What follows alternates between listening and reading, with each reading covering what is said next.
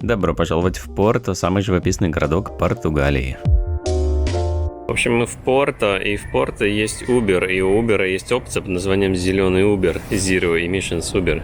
И вот мы заказали себе такой Zero Emission Uber, сейчас он к нам едет, полностью электрический. Вот посмотрим, на что это похоже.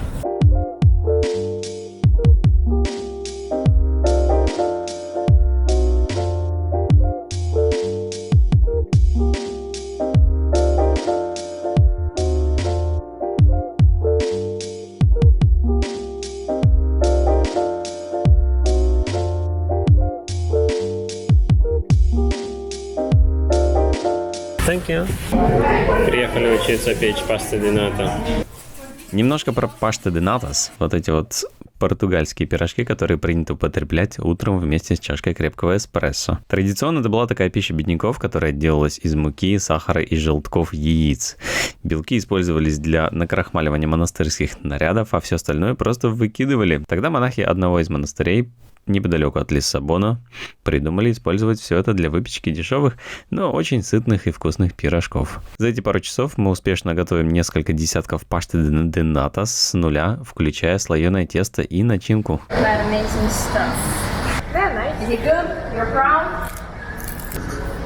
А сейчас мы идем в магазин посуды, чтобы купить формочки для пасты де ната, чтобы готовить их дома. Или просто сложить в кучку и никогда не использовать.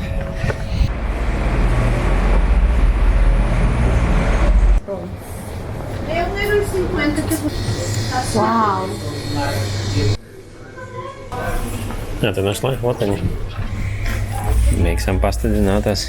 Мы выяснили то, что пасты де натас бывают разных размеров и емкостей. Средняя. Маленькая. Нет, еще вот есть крохотная. Может, крохотная? Нет, крохотную не хочу.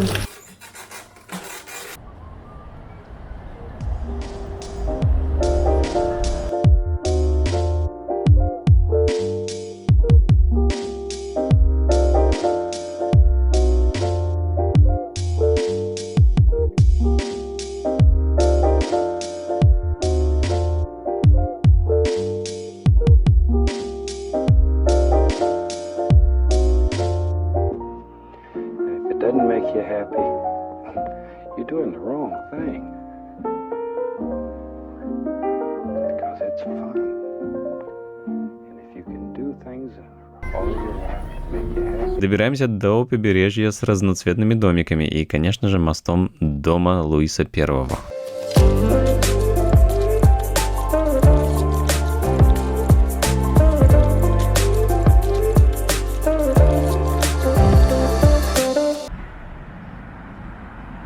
Наверх вот этой вот верхотуры на самом деле ведет фуникулер.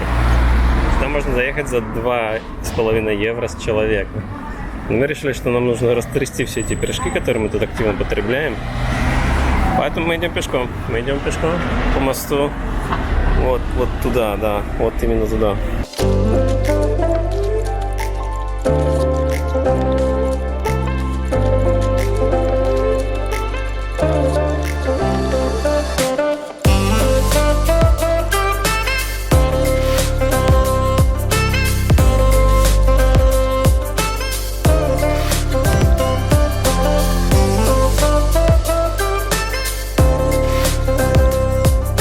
Все вокруг покрыто плиткой азулехо. Здание, которое мы приняли за музей плитки, оказывается железнодорожным вокзалом.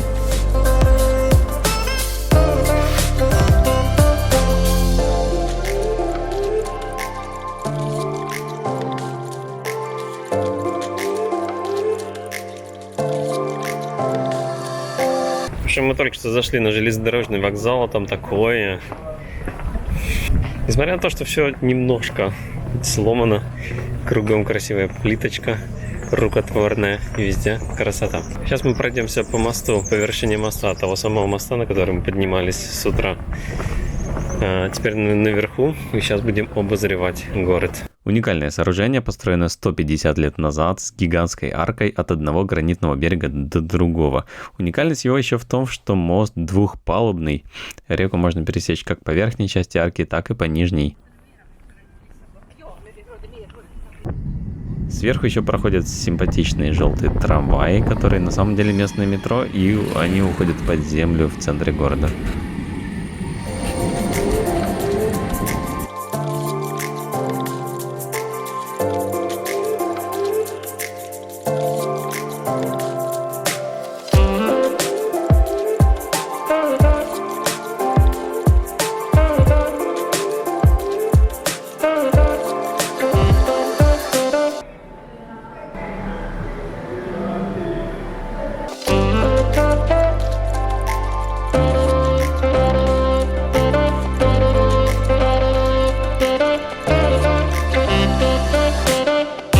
Перебираемся на другой берег, берем фуникулер и плывем вдоль реки вниз, в бывшую рыбацкую деревню.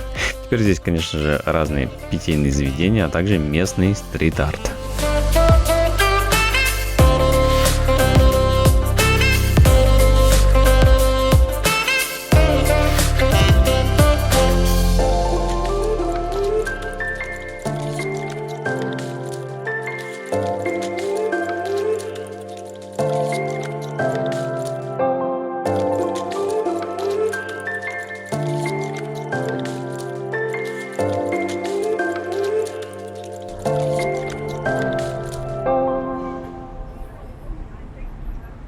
Забрались мы со Станислава покататься на одном из этих прекрасных трамвайчиков. Сейчас поедем.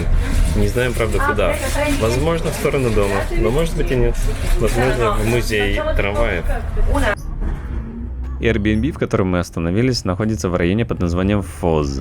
Когда я его забивал, мне показалось, что это совсем на окраине, но оказалось, что это вполне трендовое место с пляжами, тортиками. И еще сюда идет классический трамвай прямо из центра Порто. Машинист нашего паровоза внезапно остановил паровоз, то есть трамвай, и ушел в сторону музея трамваев. Вот он, кстати говоря. Так что ждем машиниста.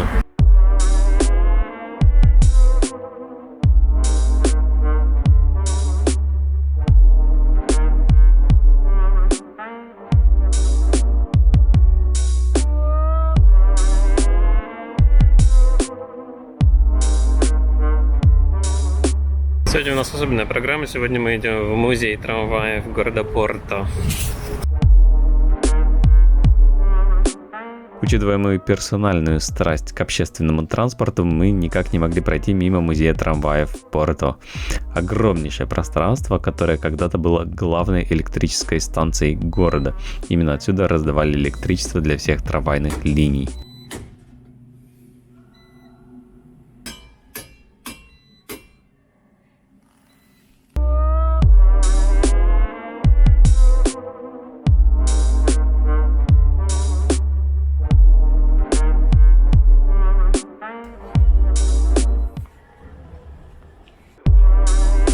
Пространство на самом деле слегка пустоватое, несмотря на хорошее количество экспонатов. Кажется, что чего-то не хватает, и могли бы, конечно, и побольше трамваев сюда понапихать.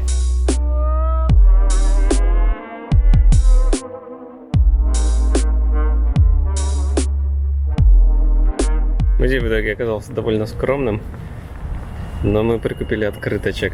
Ну да, вот тут у них еще настоящее депо, в котором действующий трамвай действует.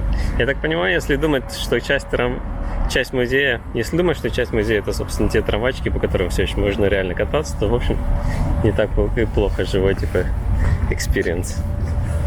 Ну вот такой вот он музей португальских трамвайчиков в городе Порто. Кажется, мы нашли ботанический сад города Порто. Сейчас мы на него посмотрим.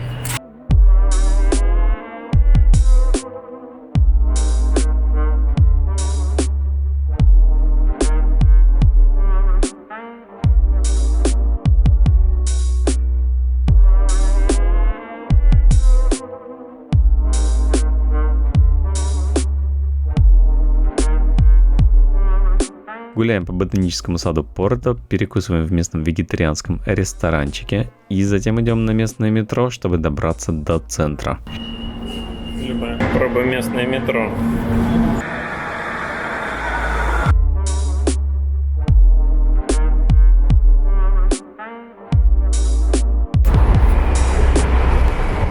Ну вот такое вот оно метро в городе Порто. Небольшое, но очень милое. Капелла дас Алмас де Санта Катарина, наверное, самое узнаваемое место по хэштегу Порто в Инстаграме.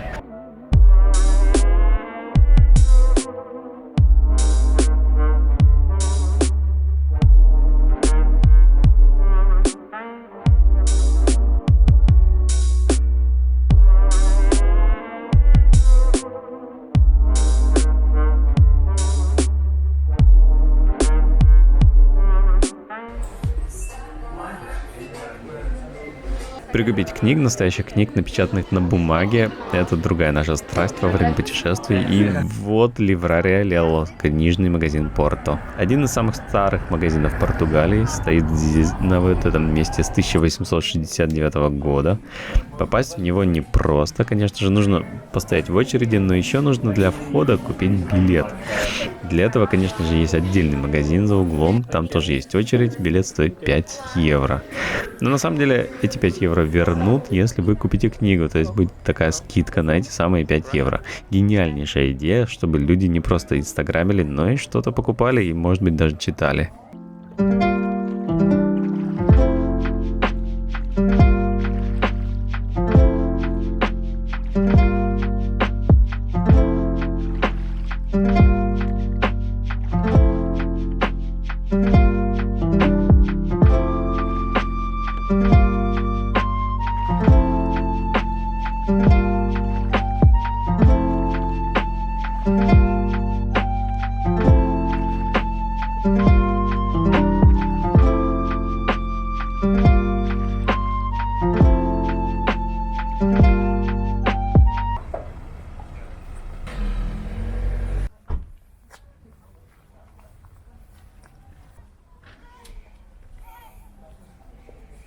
Местные котики довольно неплохо живут, у них построены свои домики, и в них как раз они и обитают.